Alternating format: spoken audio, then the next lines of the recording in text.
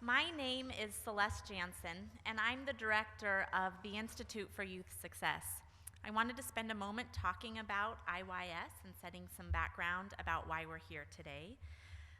The Institute for Youth Success is a nonprofit that is in Oregon, and for many years we went by the name Oregon Mentors. We have spent 14 years building capacity in the mentoring programs and in the mentoring movement.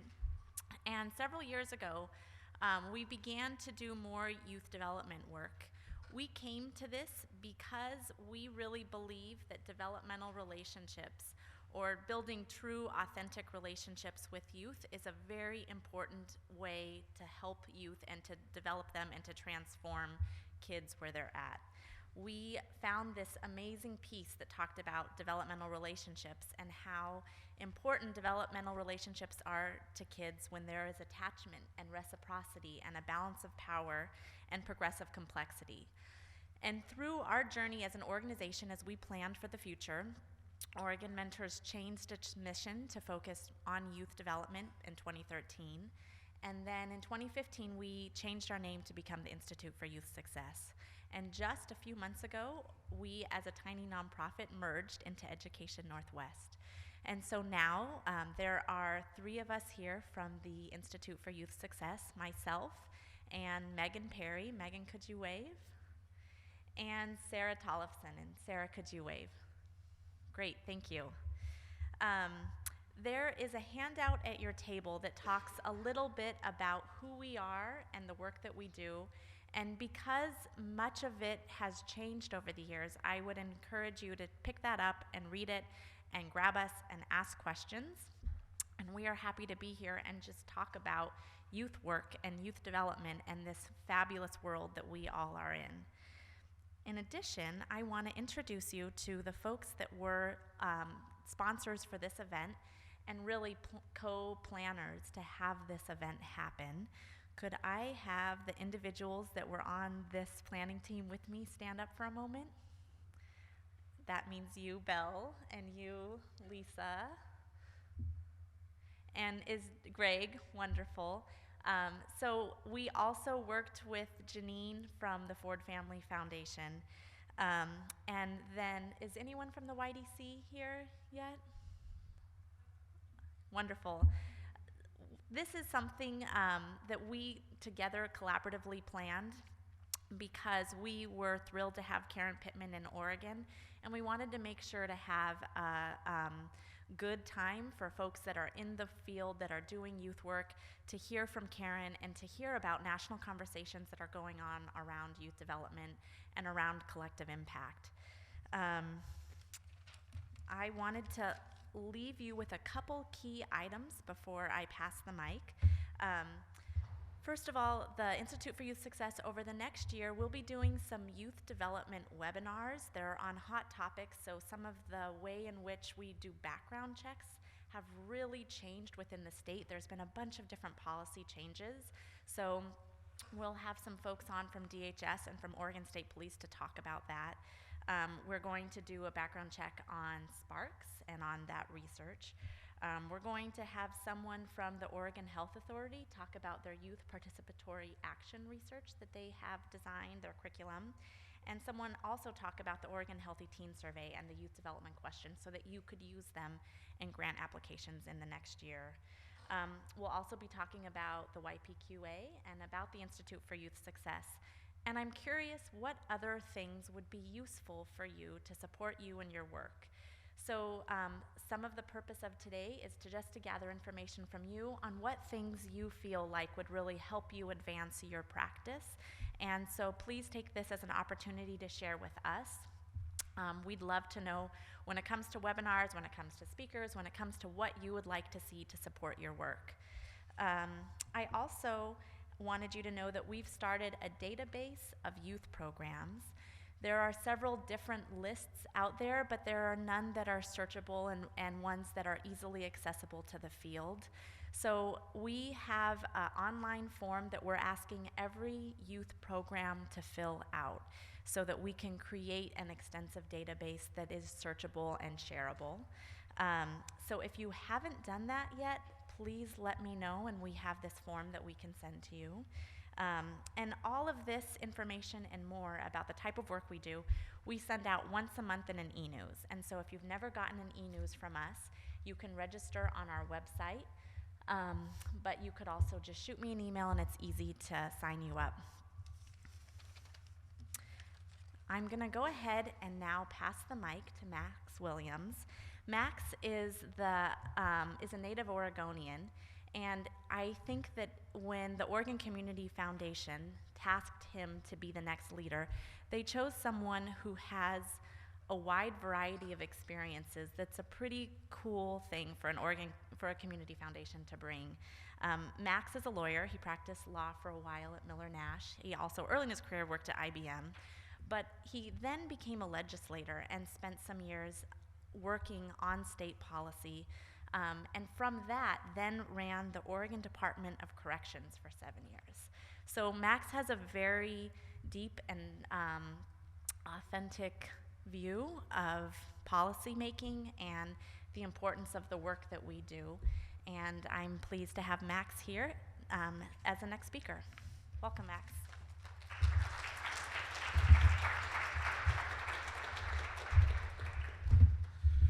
Well, good morning. It's great to see all of you here today, and I just want to make the record clear. I was in prison for 8 years, not 7 years. If you've spent any time in the system, you want credit for every year that you served. And I appreciate the parole board of the Oregon Community Foundation for springing for my release. I'm here today for a couple of reasons, and first and foremost, it's going to be my pleasure to introduce your keynote speaker, but I wanted to just take a minute and talk about why the Oregon Community Foundation and why I personally care about the work that you do. You know, I am a native Oregonian, and I'm proud of this state for many, many things, but I have to tell you that it's disappointing for me, and I'm sure for many of you, to see the places where we don't think we're doing as well as we would like to do, and that's no more evident than in some of the outcomes associated with youth and children in Oregon. You know, we're all painfully aware of the low graduation rate we have in this state as compared to other states around the country. And that's just one measure that is more reflective not just of the state of how we're doing on the education front, which is in and of itself problematic, but is symptomatic of a much deeper set of challenges that we know youth and families have that create the sort of dysfunction and instability that often are at the root of some of the very challenges that organizations like yours are trying to address. We certainly know, and you know, that children and youth who are appropriately supported and engaged and involved and are succeeding academically and otherwise, they are healthier, and we know that they will ultimately have healthier families. They are more community engaged and involved and volunteer and vote and do all of those things we hope that good citizens would do. And ultimately, we also know that they will have stronger and better economic opportunities in their future. And all of that leads to building a healthier and more vibrant Oregon for them and their families and for each of us. And so it's something that obviously we all care about, and we care about deeply at the Community Foundation. I don't know how many of you have read the recent book by Robert Putnam, Our Kids, the American Dream in Crisis. Putnam's a Harvard sociologist, and if you haven't read the book, it's an interesting read. And in part of the book, he talks about my hometown, Bend, Oregon, where I grew up, and the two sides of Bend, Oregon. For those who had opportunity and whose families have economic opportunity, and that side of Bend where those families and those individuals, and particularly those kids that he profiles, don't necessarily have that opportunity.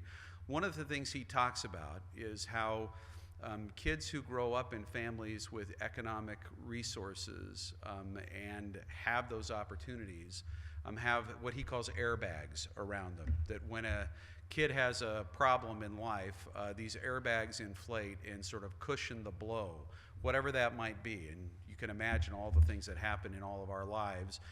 And with airbags, they have a chance to be successful, and without airbags, they often crash and burn.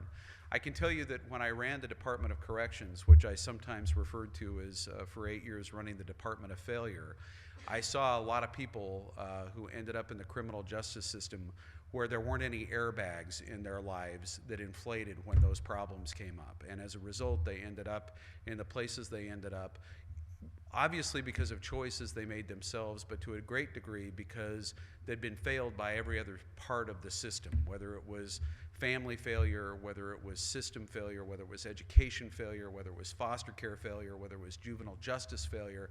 They'd been failed by every other part of the system to help inflate and provide those airbags. You are, all of you involved in this work, airbag providers for youth around Oregon, and it is an incredibly important thing that you do. The work that you do is vital to us being able to achieve our long-term goals as a state and for what we want each and every child in Oregon to have the opportunity to experience as they live and grow and move forward. As hard as it was sometimes when I ran the prison system, in the midst of almost every major issue with every major individual and event, I came to the conclusion after dealing a lot with the aftermath and the families involved, with this simple thing that we don't think about very often, but every one of those people was at some point a child. Every one of them was born. Every one of them had a mother. Every one of them had a father. Every one of them had a family. Now, the families might have been dysfunctional, and the mothers might have been drug addicted, and there might have been lots of other things going on, but nobody started out with this notion that they wanted to have a baby that they were going to just sort of push off into the systems that ultimately led them to end up at the Department of Corrections. I deeply appreciate the work that you do because you are attempting earlier rather than later to try to have an impact on individuals' lives and to strengthen them and to strengthen their families by the work that you do that sort of bends that curve. And I can promise you that that curve is hard to bend at the back end. If we're going to bend it in a meaningful way, it needs to be bent at the front end, and you are doing that front end work. I also want to say just a couple of things about the focus of the Oregon Community Foundation and why we do this. In the last 5 years, we've invested more than $50 million in youth-related investments, the kinds of organizations, and in fact, in many of the organizations that are here today. We care about it because we think that there isn't a way to accomplish what we're trying to do as a state without those investments. We don't think formal education systems can completely on their own accomplish everything we want them to do. We think we collectively own the responsibility for high school graduation rates and all those other metrics, not just the school systems, and we appreciate your involvement. So 3 things we're really interested in right now. We're deeply interested in family engagement and how programs serving youth have the opportunity to extend and expand into family engagement. We think that that's an incredibly important element of being successful. Engaging the families more actively in this work, we think, strengthens those bonds and all that other research that you're more familiar with actually than I am.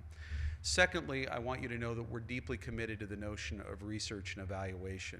In the last 3 years, we have invested substantial dollars in every one of our proactive initiatives in research and evaluation. We baked it into the front end.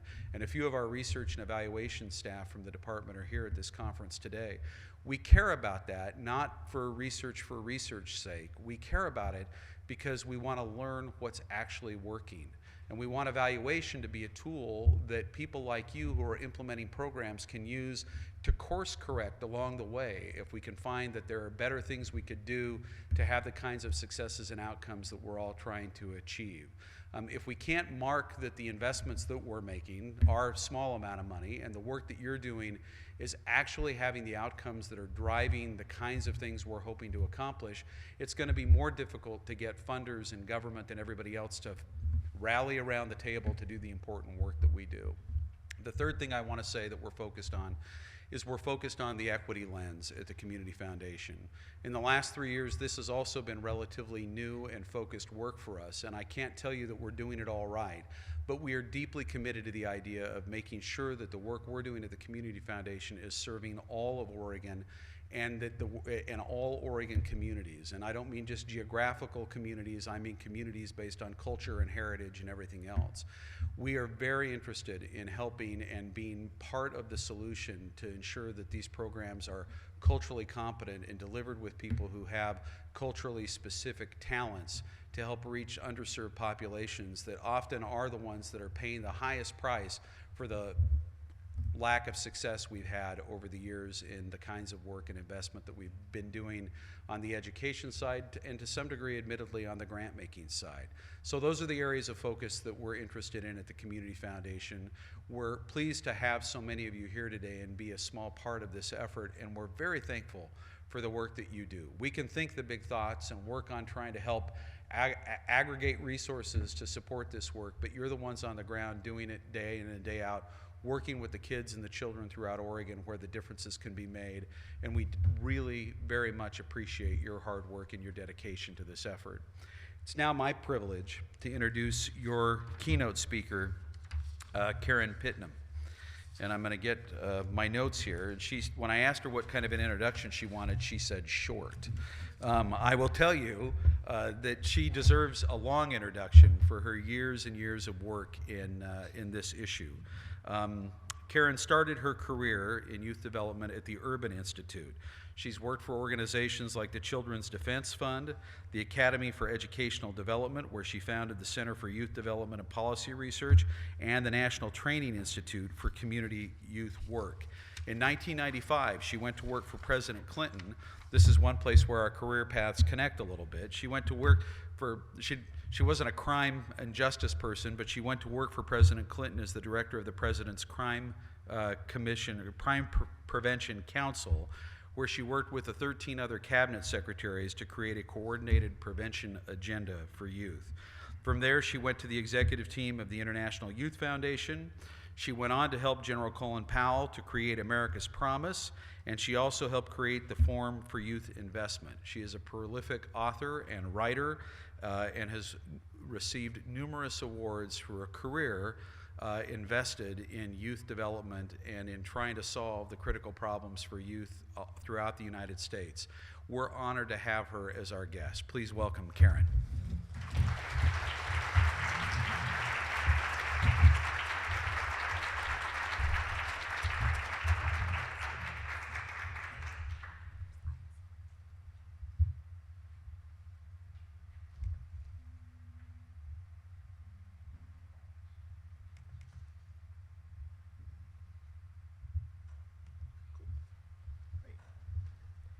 Well, thank you. It's a pleasure to be here with you all. This is the fun part. I love being able to spend time with youth workers, and hopefully we'll have some time today to talk, and I'm happy to join some of your small group conversations as well.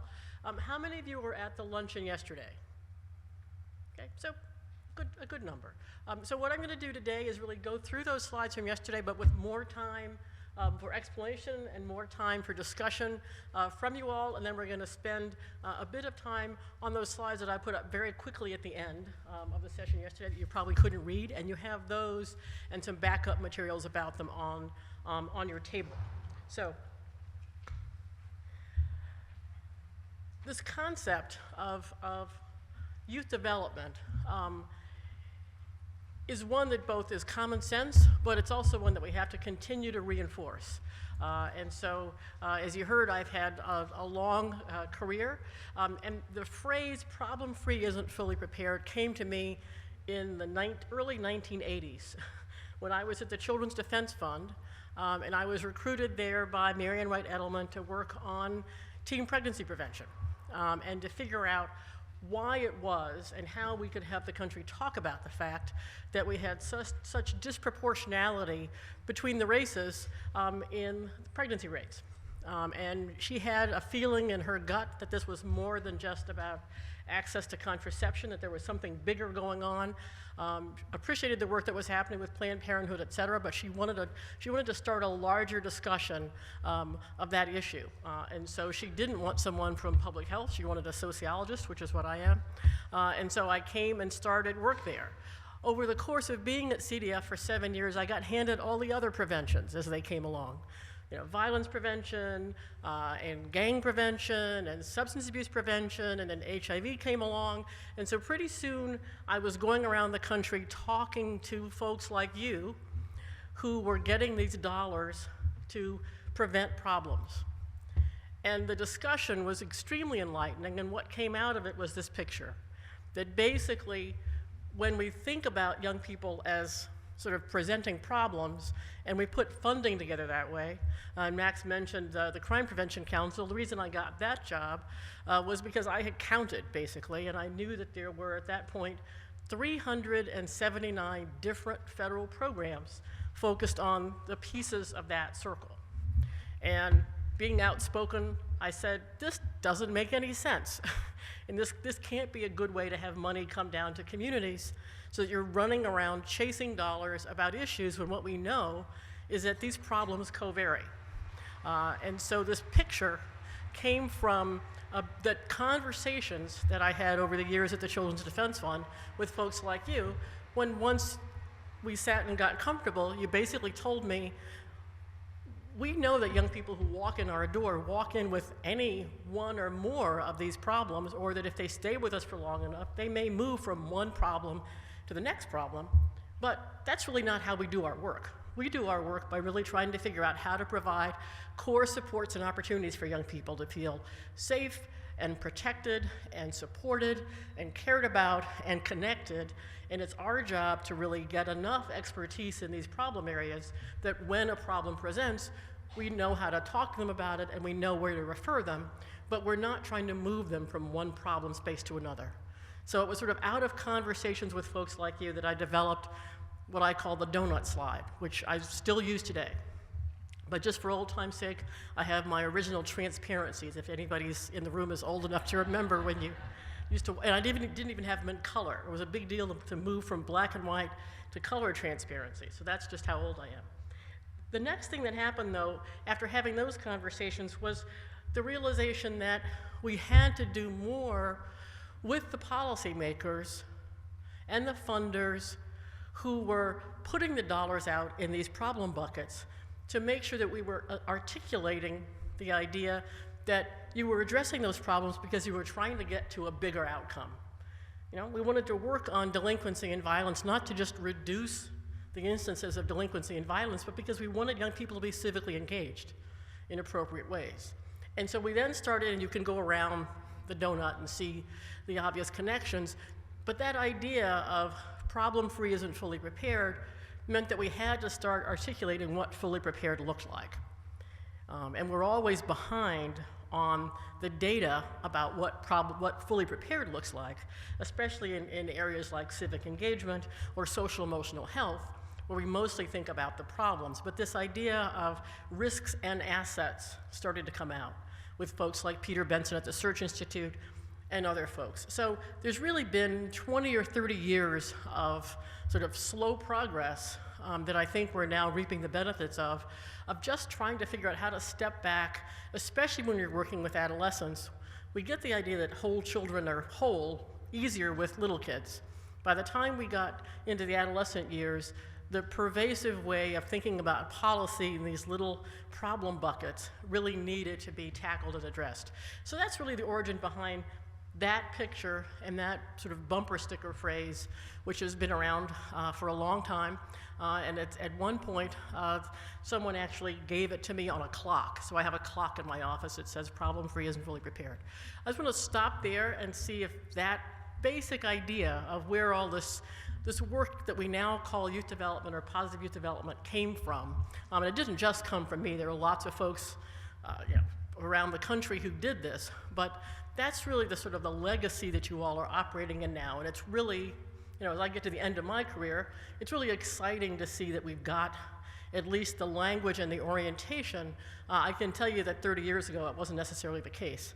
People defined themselves by the problem, not define themselves by the overall goal of creating these supports and opportunities for young people. So thoughts, comments, anything there?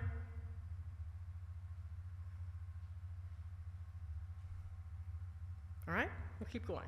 And if anything anywhere along the way, just stop and talk to me.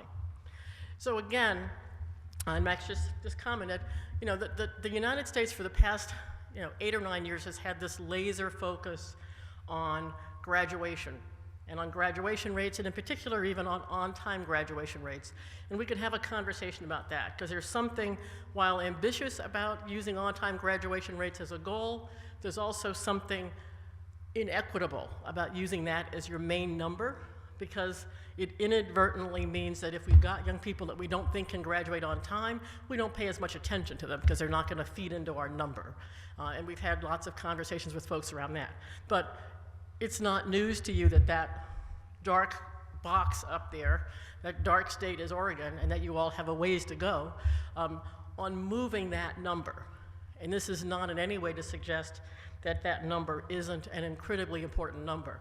But I'm sure you all have been having conversations among yourselves and across the state about why that box, why that color is so dark, why Oregon looks the way it does.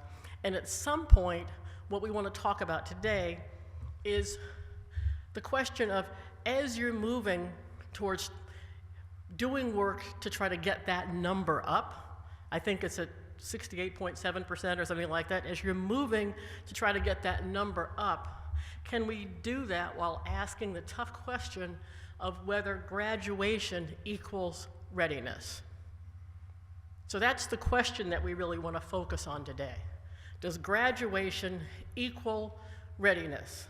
And before I tell you my answer, which you can kind of see already where I'm going with this, what do you think? Does graduation equal readiness? How many people say, absolutely, this is a good way to think about whether young people are ready?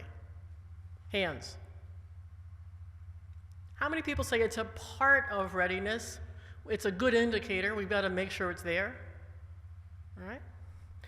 How many people think there's something else we have to be defining and naming if we're going to make sure young people are ready? Right. So that's what we're going to talk about.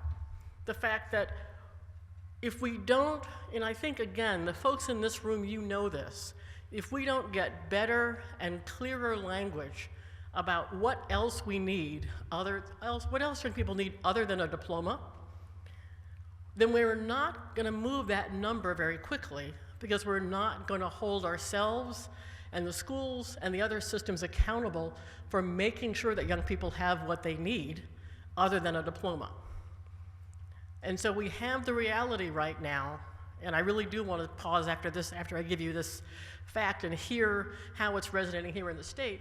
We've got the reality right now that when you talk to employers, and when you talk to folks in higher education, when you talk to those places where you're supposed to take your diploma and go to the next thing, those folks are pretty consistently saying that diploma isn't a good sign of readiness.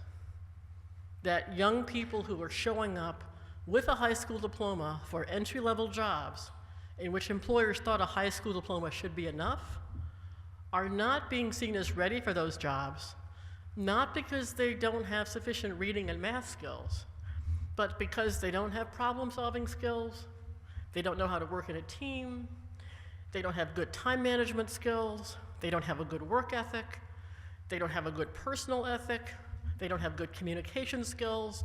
There's some basic things that they're looking for. They're prepared to help train in the content area, but they're looking for a set of skills. They used to be called soft skills, and then they were called life skills, and they've been called non-cognitive skills and non-academic skills and power skills. We can name them whatever we want to name them.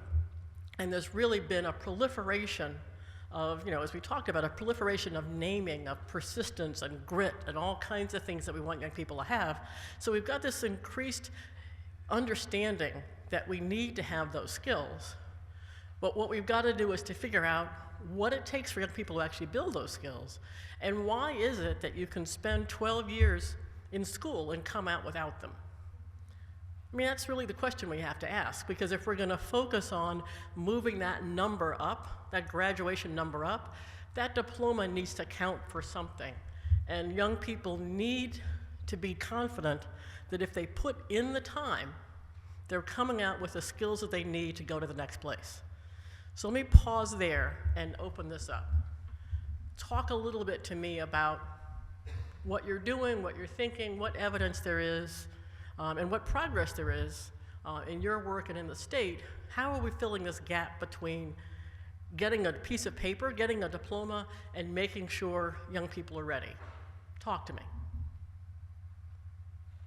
On this one, I'm just going to wait until you talk to me, really. So somebody has to start to talk.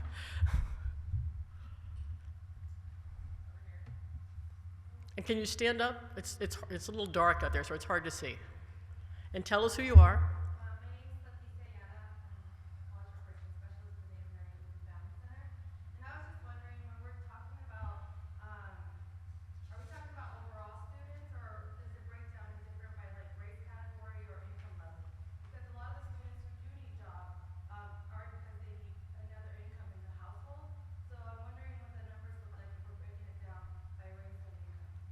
This is an overall number, right? This is an overall number, right? Employers weren't being asked about particular races and incomes and backgrounds. They were just being asked about when young people show up for your entry-level jobs with a high school diploma, are they ready to be hired by you? And 4 out of 10 employers said no. And the challenge of that is that if that pool of young people for entry-level jobs that we used to think a high school diploma was sufficient, if basically half the time the folks who show up aren't ready, what's the employer going to do for efficiency's sake? They're going to up the educational requirement of the job. They didn't change what it takes to do the job, but because they're not getting students, young people who are qualified, they're going to say, well, I now need to make sure that young people have an associate's degree. And so now we're basically saying, because you didn't build those skills in high school, you get to now spend your own money, take 2 more years and try to build those skills to get an associate's degree so you can come back and apply for the same job. And so we've got this cycle happening in the country in which we're talking about the fact that that you need some kind of post-secondary degree to be able to get a good job. And some of that may be true because of the content. It's hard to unbundle it, but some of that really may be because we're not doing well by young people in getting them prepared. But back to your question, certainly if you start to break that down, you're going to see some differences between income groups and between races, but they're not going to be necessarily as big as you think in this particular skill area. But let's keep that question and talk about it. Anyone else? There's another hand here. Stand up and tell us who you are.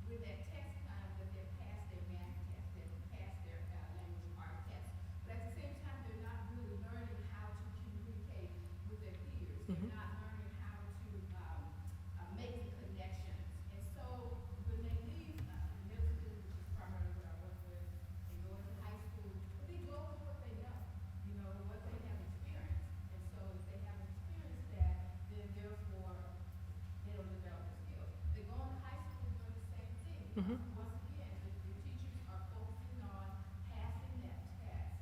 And so, and I think it's very critical for us to definitely get our young folks involved in learning how to communicate. And I also kind of like look at technology in a way. Mm-hmm. I'm not delaying technology believer, but at the same time, I think some of that, it's not a balance, in other words. You know, we don't Yep. have a balance anymore. So that's what I have experienced with working with young folks. So my primary goal is to really look at those skills and to teach those skills. And believe me, in as much as they're not getting it on an everyday basis, that is somewhat of a challenge, but I'm willing to work with it. Good, good.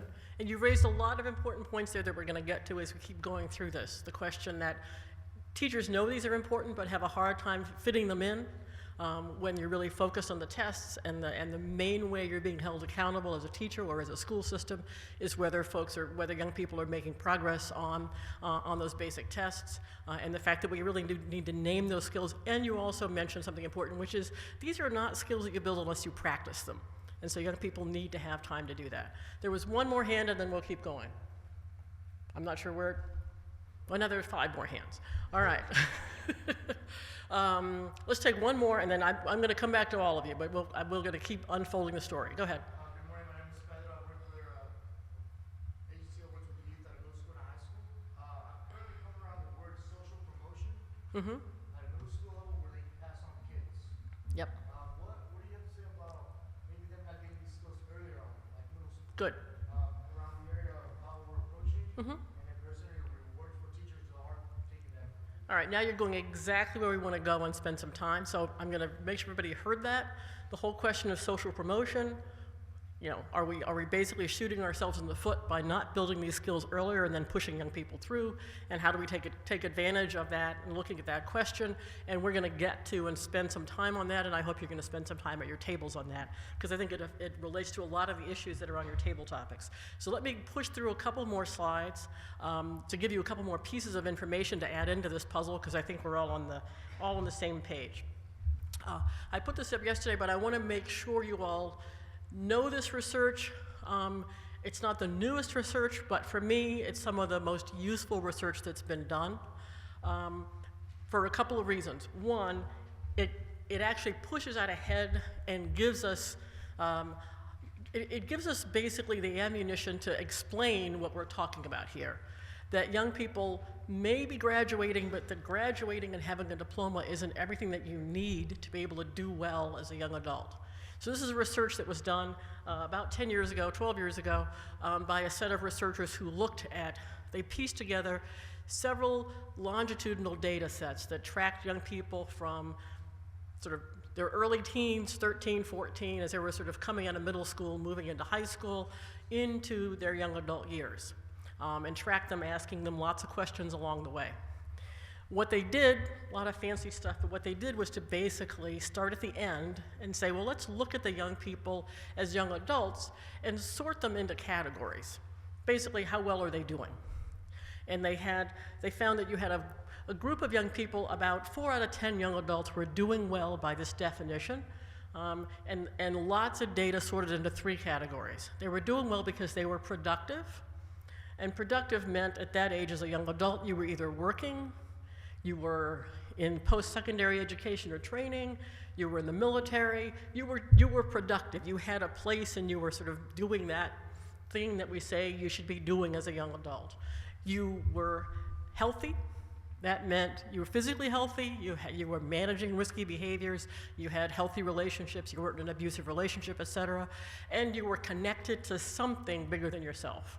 That could have been a civic organization, a faith organization. You were connected to something that was bigger than you. So, productive, healthy, connected. They looked at those. You'll see the anchor definitions up on the screen.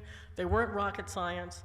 Young people had to be doing even 2 or 3 of those things. They had to be doing well in 2 of those things and okay in the 3rd. They didn't even have to be doing all 3 of them well. And with that generous definition of doing well, you still only got 4 in 10 young people as young adults who fit that definition, that they were productive, healthy, connected. On the other side, you had 2 in 10 young people who really weren't doing well, right? They had dropped out of school, they were on welfare, they were in risky behaviors, abusive relationships, they were in trouble with the law, they really weren't doing well. So they were disconnected. And again, I asked yesterday, I won't take the time to ask today, I've been putting these slides up for the past 10 years and asking communities across the country, do you think you're doing better? And I rarely get anybody saying, yes, I think we're doing better. And I get a lot of folks who say we're doing worse. And back to that first question, this isn't yet even disaggregated by race or income. This is overall. Young people are not doing well when we stop deciding that doing well means you have a piece of paper and we ask in a broader way, how are young people doing?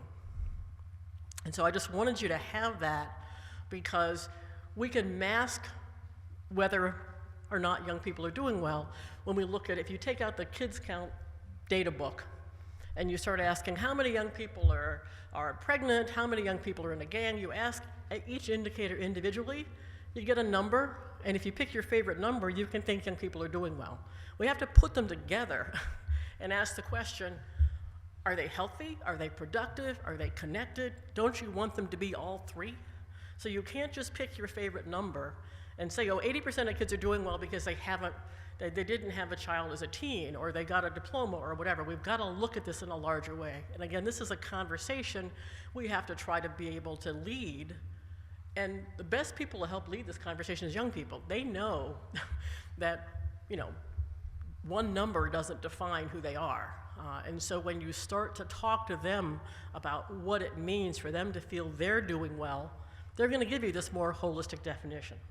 But the second reason I liked this piece of research, not just because it sort of got us to a bigger definition of doing well, they also use that research to say, what influences how well young people are doing?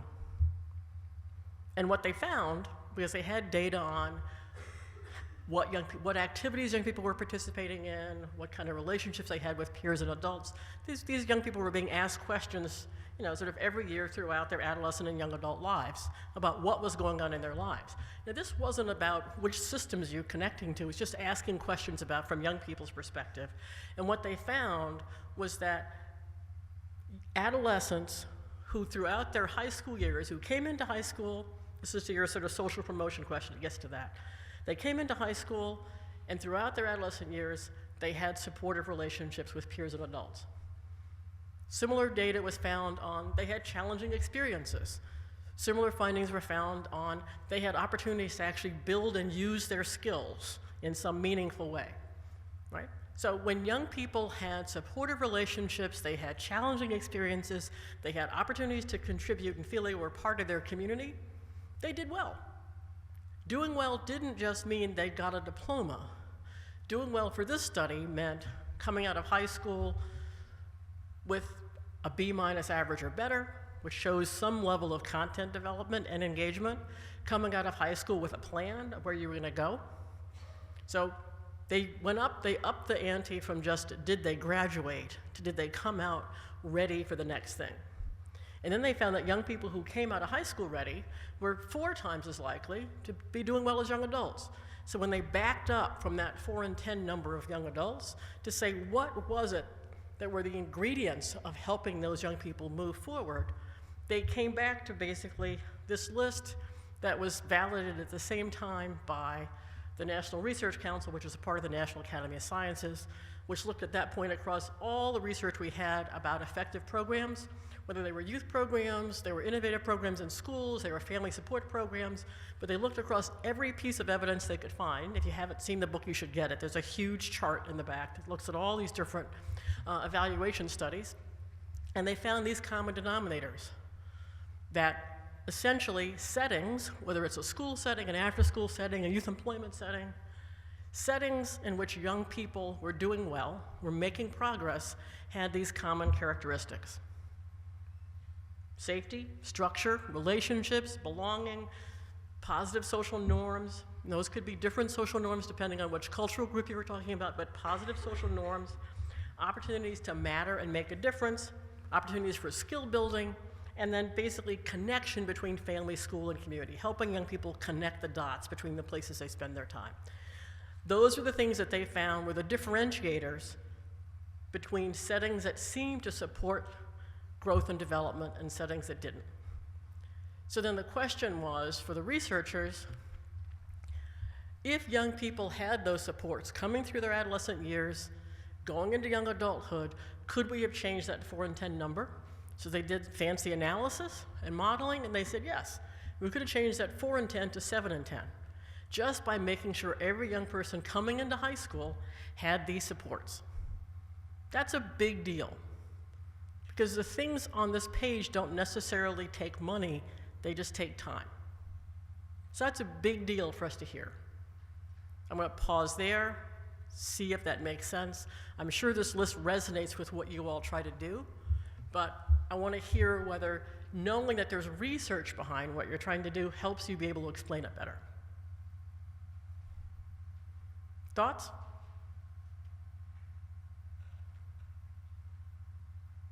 Yes. My name is Libby. I'm with Saturday Academy, Apprenticeships in Science and Engineering. And just to directly answer your question, this definitely adds reasons to encourage mentors to work with our youth and create those pathways between what's happening in school and how to get to a career. And also,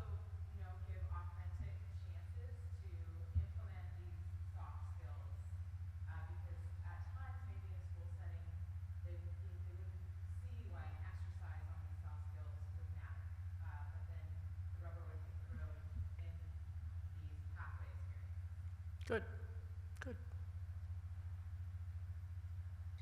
All right, I'm going to keep going.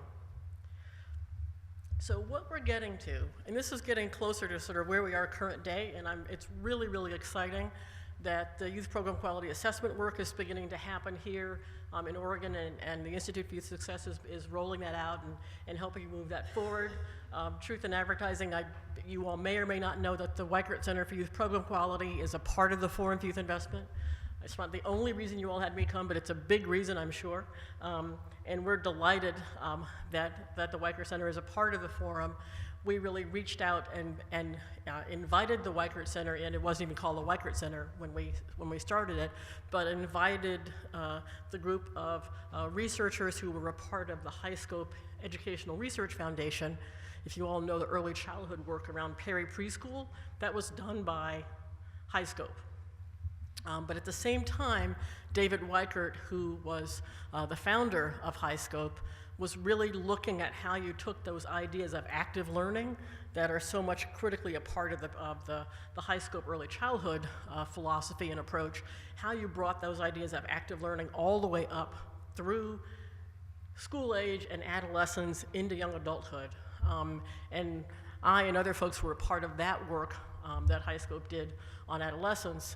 And so when it became clear to me about 10 years ago that this field was going to take off, and we were going to need a way to not just talk about youth development, but talk about program quality and be able to really talk about what we do intentionally to create a different kind of learning environment, I went back to HighScope and said, you need to dust that stuff off and make it real, because change is coming. And one thing led to another, and the Weichert Center, which we named after David Weichert, is now a part of the forum. But the bottom line is that list that we just had up, and there are more complicated pictures of this if you all have seen the pyramid from the YPQA and some of the other work, and we can put that up on the screen later if you want. But the simplest thing that we know now, and this is what we really, really do know, we guessed this 10 years ago, but we've got research in between every one of these pieces, is that setting quality matters.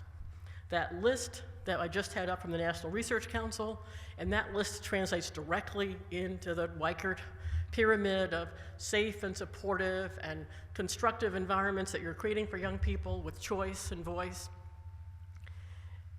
That list of quality, what creates a quality environment in whatever setting, which can be school, and often is school, is just rarely not the whole school. But I'll ask you to pause just for a second. If you've been in a school and you've been in a gifted and talented class versus a remedial class, you've seen a difference in setting quality often.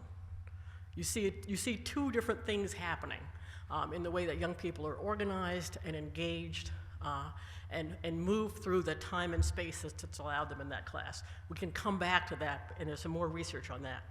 But the reason setting quality gets us young people who are more likely to be successful in school and work and life, the reason setting quality, relationships and challenging experiences and opportunities to contribute and social norms, all that matters for that Gambone research, are these two things in the middle that we now can unbundle. And one is engagement. Not just participation, not just your butt in the chair, not just attendance, but engagement. And I don't have the slide, but I could go find my computer and put it up. Wonderful researcher whom we continue to work with, Reed Larson at the University of Illinois, is a developmental psychologist. He didn't even know what youth programs were. He's an adolescent psychologist. But he wanted to follow the tradition of having young people wear beepers. This research started years ago before smartphones. So he had young people wearing beepers, and they would be beeped every hour, and they'd have a little notebook, and they'd write down where they were, and then they'd write down, basically, he was studying sort of this idea of intrinsic motivation. What makes you really want to do stuff? So when he beeped them, he asked them where they were, he asked them if they were concentrating, and if they cared, basically, right? Is your head involved? Is your heart involved? And what he found was if he beeped them and they were in school, they really weren't concentrating and they really didn't care. That's not an indictment of school, because again, we can come inside of that building called school, and we can find plenty of spaces in which young people are concentrating and caring. But on average, when he beeped them and they were in school, there was low concentration and low caring. When he beeped them and they were with their friends, they cared a lot, but they weren't concentrating. They even got negative on concentration. When he beeped them and they were in a sports program, they were concentrated and they cared. So he saw the numbers go up there.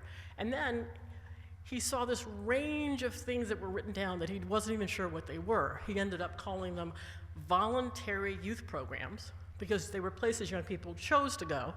And that's where he saw the highest levels of concentration and caring. When young people were in the kind of programs that you run, where they showed up because they got to select it, and they got more choice about what they were doing, but they got structure, and they got relationships, and they got support, and they got skill building. And he was distressed because he saw this great space where intrinsic motivation really got to be sort of built and nurtured, but they were only spending less than 10% of their time in those places. So he went off to find people like me to find out what it was that you all did and why you did it, and that's really become his career. So when you get back to your computers, Google Reed Larson and learn about the exciting work that he's been doing for the past 20 years, having done this initial work. But I say that because what's happened over the past 15 years is we've learned about these two circles in the middle. We've learned that it takes engagement, right? Quality environments trigger engagement. Engagement is really what triggers real learning. And when young people are doing what Dave Weikart called active learning, when their heads and their hearts and their hands are involved in learning, they are building these soft skills, readiness skills, life skills, core skills, power skills, whatever you want to call them. That's when these skills get built. That's when they learn how to tackle a problem and solve it. That's when they learn the importance of time management. That's when they learn how to work in a team. All of those things that we need only happen when young people are engaged, and they only get engaged when you've got the criteria that sort of make an active learning environment. So we used to have a black box between young people went into a space, we called it school, we called it a youth organization, we called it a correction program, whatever we called it. They went into a space, some money poured into that space, some staff poured into that space, and then we asked the question, did we get the result we wanted? Did we get those outcomes on the other side that we want to define as success? That could be we prevented teen pregnancy, we got young people out of gangs, we got them employed, we got them into college. Whatever it was that we were trying to do, we got to check off that we achieved our goal, but we really didn't have an explicit science about the connection between what you put in and what you got out. And now we do. We know what it looks like, what engagement looks like, and we know what engagement triggers in terms of skill building. So that's a really big deal that we've now got research that makes this theory of change whole. That quality leads to engagement, engagement leads to these building of these core readiness skills, and those core skills end up helping young people be able to achieve whatever it is that officially you want them to achieve. Right? Whatever they want to achieve, they're better able to do that. So this idea is beginning to get a little bit, it's got research data behind it, but you've also, in that big sense that Gambone gave you a big number, the Gallup folks started to do a student poll about 6 years ago, that they offer free to schools. So if you don't have it being used in schools in Portland and you want it, Gallup student poll, it's out there. It's a short 20-minute poll that you can take every October, and it gives you back data at the school level and by grade on the young people that take it. And it gives you back data in these 3 categories of hopeful, engaged, and thriving. And thriving for them is really sort of basic safety and well-being, just the physical sense that you're safe and you're not in trouble. What they found is that only 1 in 4 students is all 3. Only 1 in 4 students is hopeful, engaged, and thriving with a low definition of what thriving means. And what they also found that on that engaged And I don't have that slide, but you can imagine, if you just imagine a set of stairs, literally for every grade between 5th grade and 10th grade, it sort of drops down from 2/3 of young people are engaged as 5th graders, down to 1/3 of them are engaged as 10th graders, and then it goes back up slightly in 11th and 12th grades. Anybody know why? Why would engagement go back up for the 11th and 12th graders? Say it again? Elective classes? Someone else? Yeah, the students who were really engaged were now allowed to drop out. So the numbers would go back up. Some of it can certainly be elective classes and young people got into more things that they were interested in, but you also had the young people who were disengaged leave. And so you get a little uptick in the numbers. So we can assume, because it's just a straight line, you can assume that in kindergarten, 99% of the kids come in engaged. By 5th grade, you've cut that by 1/3. By 10th grade, you've cut it by another 1/3. Again, this is not an indictment of school. It's an indictment for all of us about what we're not making explicit that needs to happen in the environments where young people spend their time that allows them to basically put their time in but get less and less out of it. I mean, that's what we're looking at right now. Young people put their time in and they get less and less out of it for every year that they're putting time in. And then they come out with a piece of paper, and then they find that they don't come out ready to do the things that they want to do. And then the whole country has to rally around what we do with that. So, before I get to this piece, which I will, and this is now getting to the part that's on your table, and we've got about 20 minutes, and I'll take you through what that is. Let me just back up. I'll back up to this page and see if this concept of making explicit the connection between quality and engagement and this core skill building and then being ready to do the things that officially we're being asked to do. Does that concept make sense? Because if that makes sense, then I'll take you right into the things that are on your table, and then we'll have a discussion. Any thoughts about this big idea that we're about to jump into? Yes? Bruce Livingston from Playwright. Can you comment briefly on the research of Shirley Bryce Heath and how that connects with Larson's research? Which piece of research from Shirley? You mean the urban sanctuaries or? The 10,000 longitudinal study of engagement and after-school programs? Yeah, no, it connects directly. So all the research that we've had, and Shirley's work connects in there as well. The research on engagement, and we've been doing most of that research, again, in after school, is really where that engagement work has happened. What you're doing is really unbundling what it is that's actually happening in after school. So you're seeing this dynamic between the definitions of quality and what you're getting in terms of young people being, again, not just there and attending, but more fine-grained definitions of what participation and engagement look like. And then the hours that young people put in and the skills that they get because you activate that level. So we're gonna get to a little bit more of that in a minute, but that's absolutely the space that we're talking about, and it's very consistent. Anybody else? Yes? Hi, my name is Tara. I'm from Playworks. I just have a kind of a clarifying question. Mm-hmm. I noticed that a lot of the research is relatively new, this information that we have, or, over the last maybe 20 years. Do we know if the problems and challenges are new because of a changing educational system, or that we're just finally identifying challenges that have been around for a long time? I think it's a little bit of both, but I think a couple of things. I'd love to have, and I'd love to have anybody else in the group that wants to answer this question. I think certainly, if you look at something like the graduation rate has been stagnant essentially since I graduated from high school.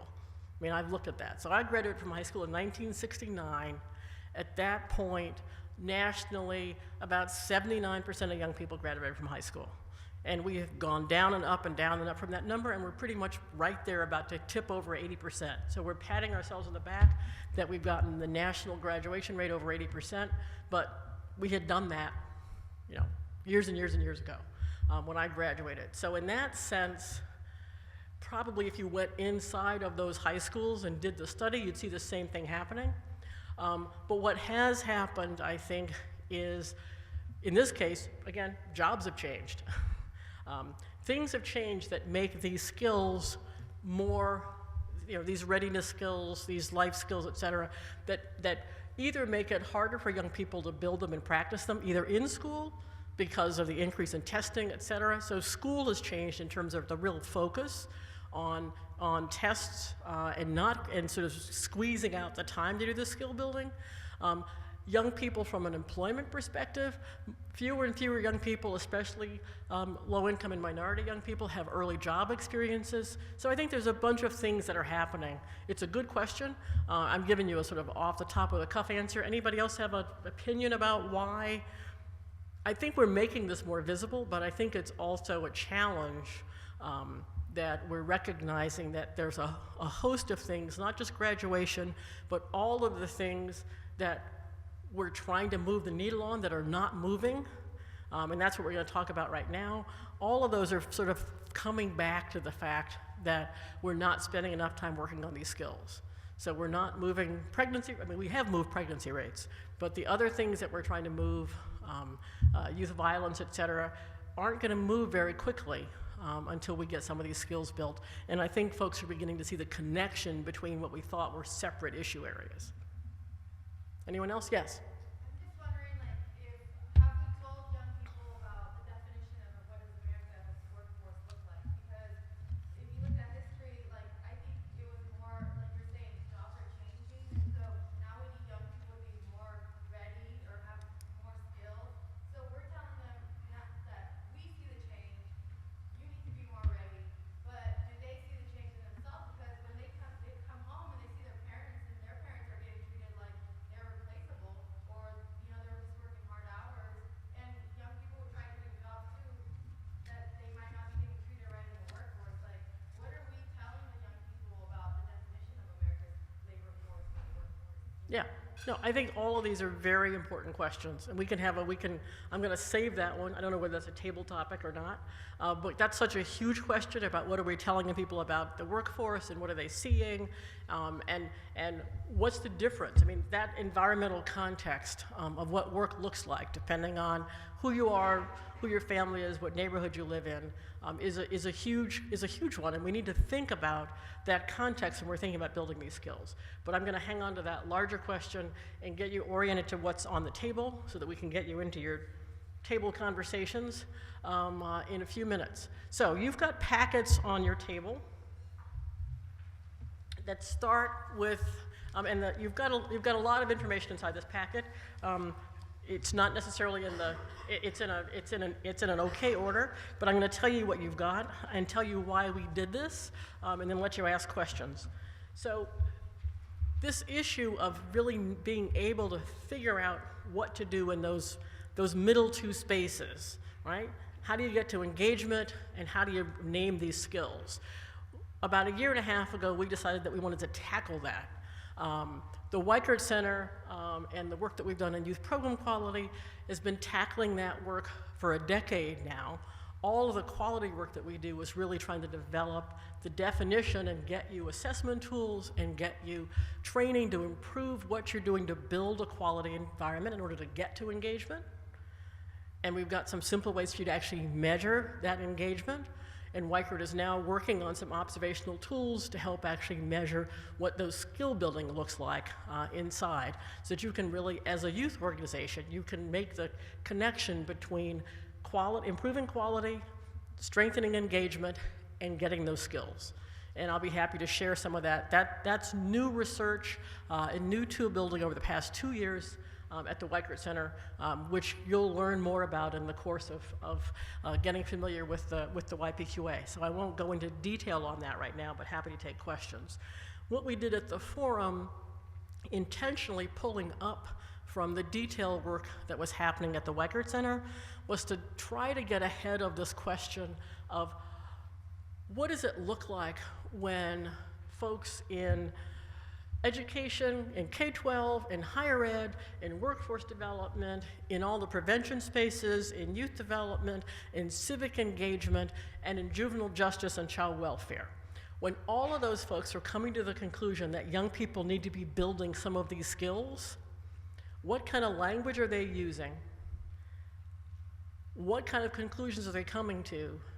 And what could we at the forum do to try to be able to have a conversation, set a table for a conversation with those organizations at the same table?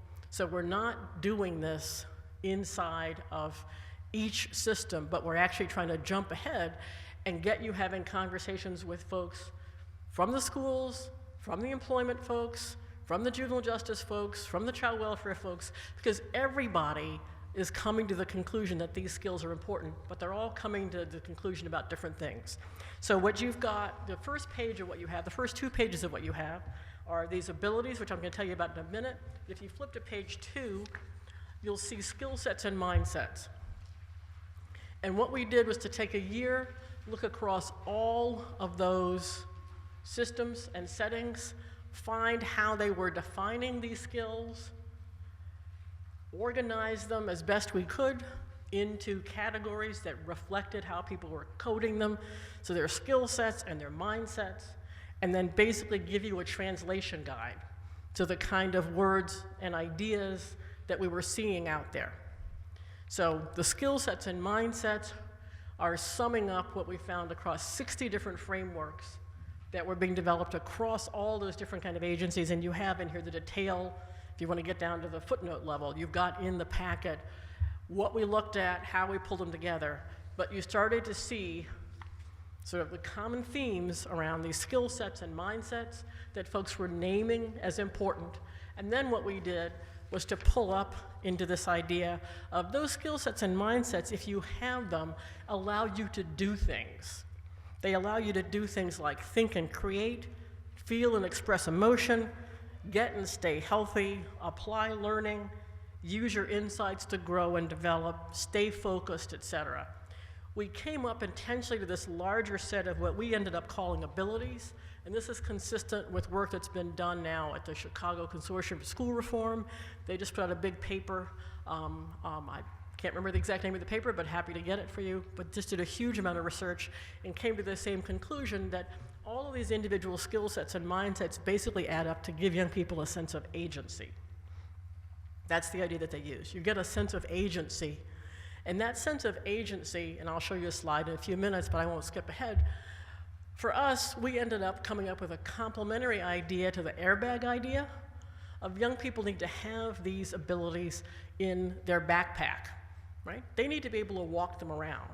Airbags are great, but an airbag is a thing that pops up when something hits you from externally and to protect you from external things.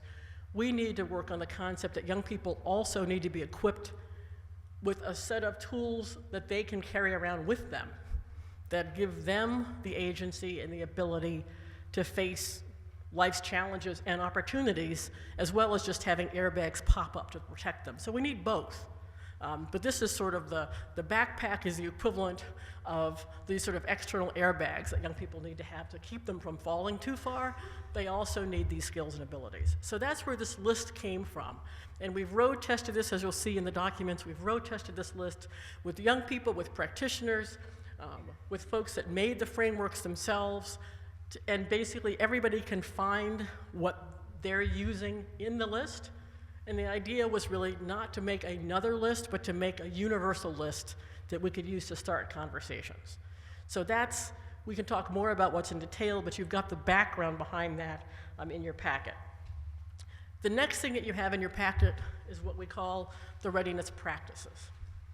And again, this is going to build on the work that we've done at Weichert. It's very consistent with the pyramid that we need to basically be creating safe and supportive environments that are, community-oriented, that are relational, that are well-resourced, that are safe and structured.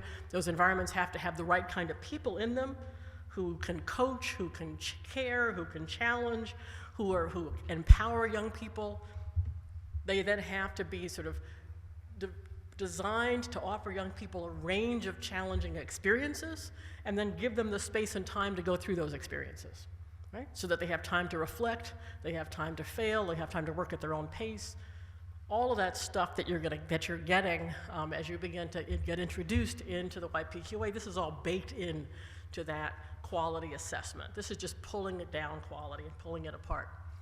But what we found, because we didn't just want to base it on the YPQA, which obviously we own and developed, but we also just didn't want to base it on the reality of what it takes to create a good after-school environment, because that original National Research Council work was about all environments, not just after-school environments. So we went back across all of those fields to see how they were defining practice, and we discovered that you can basically break practice down into these 4 categories from wherever you sit.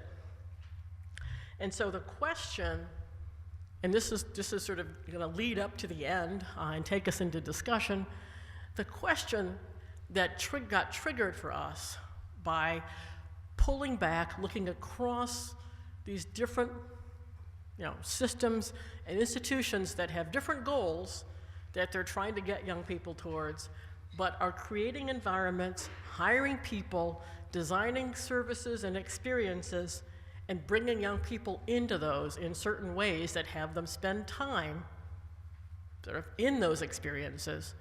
What we discovered was that you get to a very different place when you ask the question, can you take what's required of you, right? So let's say you're a school.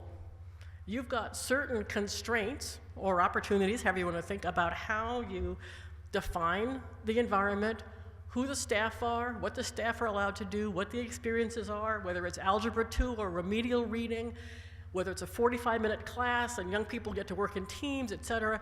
You've got a guidebook that you're handed that tells you how to create the environment, staff it, put content into it, and have young people come through it. Does that make sense? You all have more freedom in developing what you do with young people, but if you've been intentional about designing, if you're not just a drop-in center, but you've been intentional about designing programming, you're doing the same thing. You're thinking about the environment, you're thinking about the staff or the volunteers who are going to come in, you're thinking about what experiences that young person is going to have in that environment, and you're thinking about how they're going to experience it, right? How long do they have? Do they get reflection time? Do they get to pick what they want to do? Do they work at their own pace? Do they work in a team? You're thinking about all these things. And so the question for all of us becomes, when we take and I'm just going to call it official, when we take the official practice that we design, whether we're running a drama program or a boat building program or an algebra class, right? Or an employment and training program, when we take the official practice and describe it into these categories, the question for all of us is, have we done enough to bring developmental practice into our official practice? Now, what we have learned over the past 6 months, and this is all pretty recent stuff, what we've learned over the past 6 months of taking that question out to youth workers, as well as to folks in juvenile justice and child welfare and employment training, is it orients us in a different way. Because rather than coming in and saying, you should be doing youth development, and people say, we don't have time to do youth development, we do X, right? So they discount the whole thing by asking, can you describe what you're doing into these 4 buckets? And can you then look at it and decide what you could do to bake more developmental practice into your official practice? That's the question we've been asking folks. And that's starting to give us a very exciting set of answers and tools, because we're finding that people, rather than saying, we don't have time to do youth development, we don't have time to build these social skills because we're too busy doing X, they're beginning to see that they can bake these practices into what they're doing in a way that young people can be building those skills. They're getting better engagement, they're getting better skill building, and they're getting better outcomes in the official space. That's what the rest of these pieces that you have is about.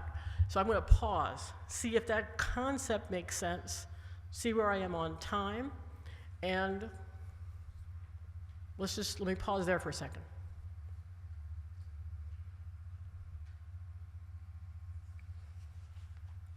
That big question makes sense?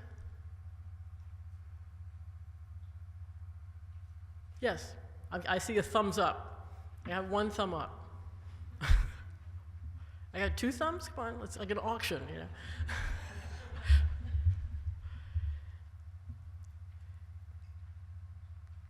Good. It makes sense to us, and we're really excited at this point in working now to sort of move this from an idea into practical tools that help you think about that. It's at the end of the packet that you have, and I'm going to tell you one more thing, and then I'm going to stop. I think towards the end of the packet, let's see if it's there, you've got a page that basically takes those practices and looks like this, the very end of the page, and sort of puts it down the middle. And what we have started to do, we're all about very simple tools that start conversations. What I want to suggest to you is that when you start to do this, when you start to actually ask, think about a program or a setting and ask the question, when I think about the environments, the people, the experiences, and how young people actually move through those experiences in space and time, when I think about that, and I think about the official practice, how the folks that run that setting would describe what they're doing, do I hear the developmental? And what we've learned so far is that you're probably not, you may hear some things, but you're not going to hear a lot of things that basically tell you you can't do the developmental. You're not going to hear things that are saying, no, don't do that. You certainly will find some settings in which you're really not allowed to do some of these developmental things. But that's really not the norm. The question is, I'm going to flip over to the green side, are those things made explicit? Are they named? When you're reading the official practice, is someone telling you, make sure that you're empowering young people. This is what we mean by empowering. Make sure that you actually are training and assessing how well young people are doing and teaching them to do that for themselves. Are you going to see real developmental practice, and is it being named? Then the question that someone else said at the very beginning, is it being incentivized? Are you being encouraged to actually build it, innovate around it? Is it baked into how you get a promotion, how you get a certificate, how you get a reward? Are we actually incentivizing this? What we found is that for the most part, it's the neutral one, it's the yellow one. It's not prohibited, but it's not named. It's just invisible. And what happens when really critical practice isn't named? It's just invisible. It's left up to each of you to decide whether you have time, whether you're comfortable, whether you have the skills. Nobody's rewarding you, nobody's checking up on it. And so this is really about making the invisible visible. That's what this is really about. How do we make the invisible visible? The last piece that you have in your packets, sort of in between the last page and these other things, are just information about these ideas of traps and gaps. These abilities and practices pages that I just gave you are our version of maps. They're maps to help us sort of go into this really literally uncharted territory of developmental space and ask, what does it look like when we do it, and how do we get people to name it? But what happens when we don't do it is that we continue to let young people fall into traps. And you've got a list there of the traps. One of the traps that we just talked about a couple of times is when time becomes a proxy for progress. That's social promotion. You sat in that chair for a year, you get to move to the next thing. Not because you learned the skills, but because you aged out of this space. There are other traps that we create that are really consistent across multiple settings. And those traps lead to gaps. They lead to gaps, you want to call them achievement gaps, readiness gaps, opportunity gaps. Those traps lead to gaps. So there's a lot of social conversation happening right now about traps inside of systems that are getting young people stuck, and about gaps in readiness, gaps in achievement, gaps in opportunity.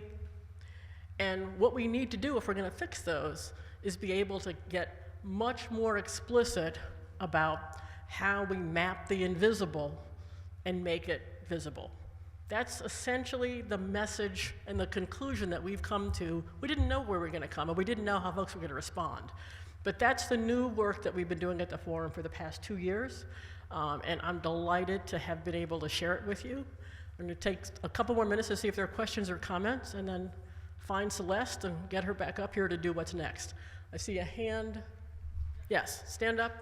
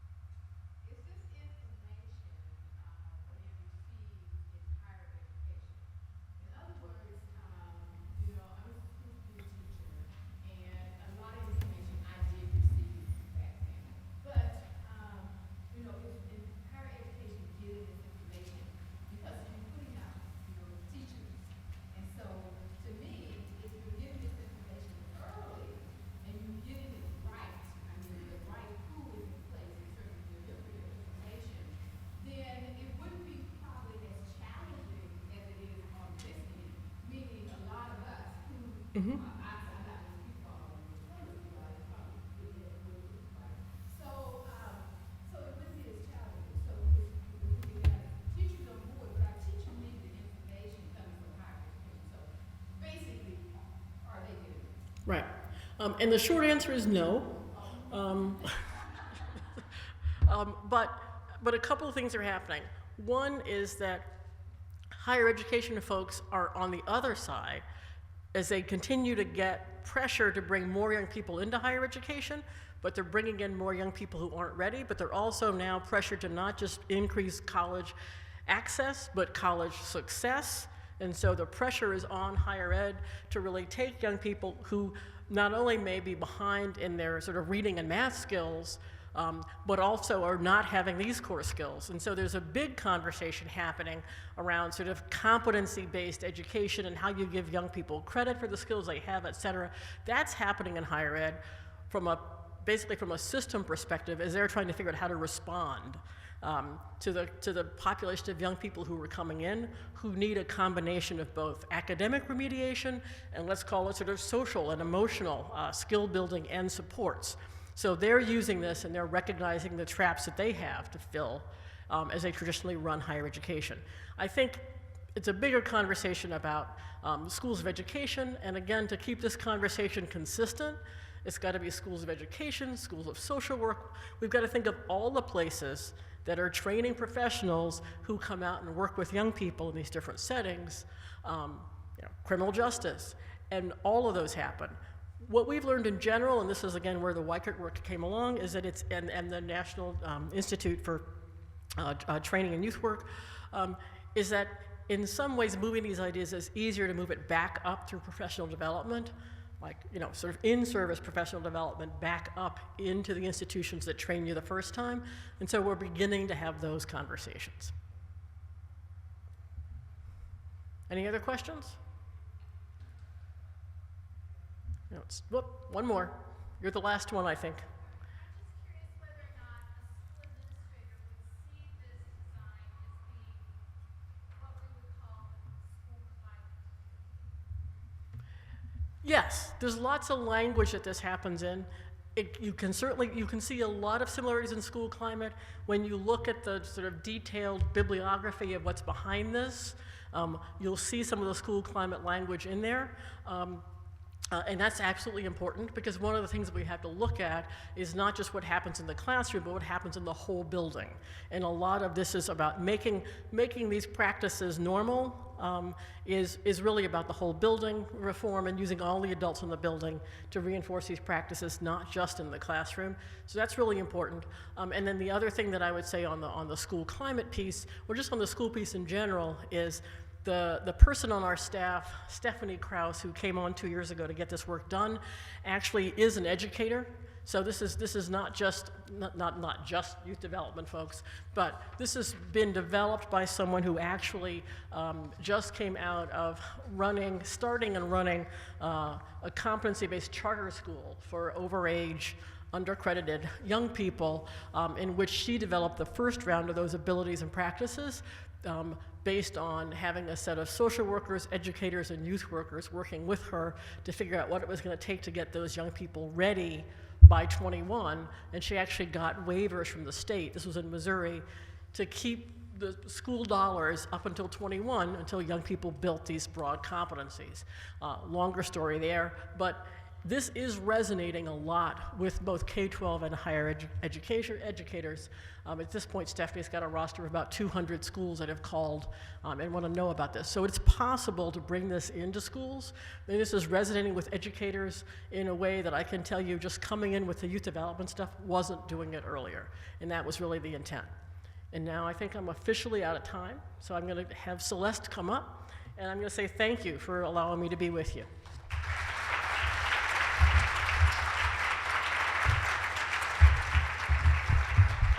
All right.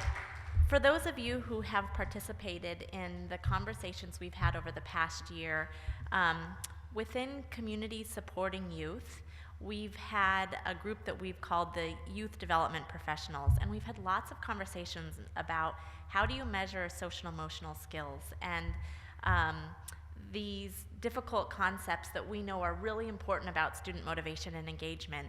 So Karen's speech today, I think, brought our work that we've been talking about for the past year and a half to a new level and really helped us understand what this conversation looks like in other communities. We are going to now break into small groups and continue the conversation. Karen will circulate and I will circulate, and I encourage you to either stay where you are at your table topic or find a new one, or in the spirit of youth work, ignore it totally and choose what you want to talk about. If you do have a facilitator at your table to help prompt the conversation, there are guidelines that you can follow. And if the conversation wants to move in a different way, that's great. You don't have to follow those. But those are a place where you can take the conversation and move forward. If there is anybody who has a burning topic too that is not listed on your table, but what you really want to talk about today with this people in this room, if there is anything like that, in the back there are 2 tables that are named Hot Topic, and you can head that way and choose what you'd like to talk, see if you can find a community of folks that want to talk with you about that. And please, if you have any questions about this material, about social and emotional development, about program quality, then flag us down and we can also come over and answer any questions that you have. So thank you for spending the morning with us, and at 11:30 we will just leave. We're not going to circle back in. So if you could also, before we break, take a moment and just give Karen a warm round of applause.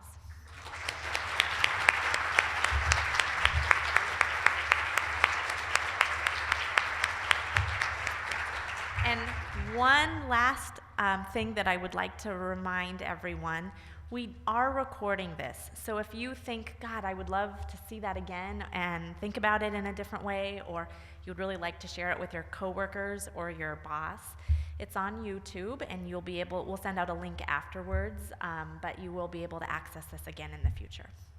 Thank you.